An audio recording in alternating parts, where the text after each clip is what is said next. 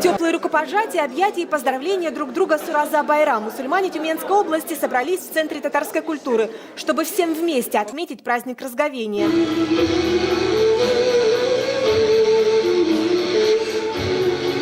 В зале около 300 человек, аксакалы, духовенство, общественные деятели, политики, чиновники, бизнесмены и обычные жители. Координационный совет 3 духовных управлений мусульман Тюменской области 3-й год организовывает совместное торжество в честь завершения Великого Поста. Мы наглядно показываем, что ислам – это религия мира, религия доброты, религия любви и религия доброго соседства. Со сцены звучали поздравления от духовных лидеров, политиков, руководителей национально-культурных автономий и бизнесменов. На празднике были и члены попечительского совета при мусульманских религиозных организациях.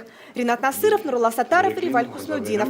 С помощью бизнесменов-мусульман сегодня в Тюменской области идет ремонт и новое строительство 12 мечетей. В таком же порядке будет устанавливаться, я думаю, все мечети Тюменской области, которым нужна помощь в восстановлении.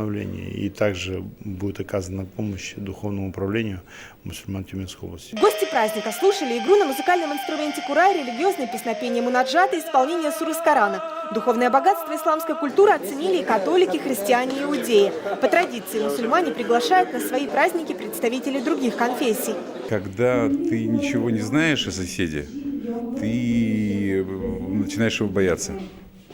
А когда ты видишь, что это такой же человек, как и ты, и он тоже радуется, и он тоже поет песни, да еще и тебя угощает на своих праздниках, ну, это повод для хорошей дружбы. Торжественные мероприятия в честь праздника Ураза-Байрам в Тюменской области шли 3 дня, одновременно на нескольких площадках. София Хайруллина, Тимур Ахмедов, ТНВ, Тюмень.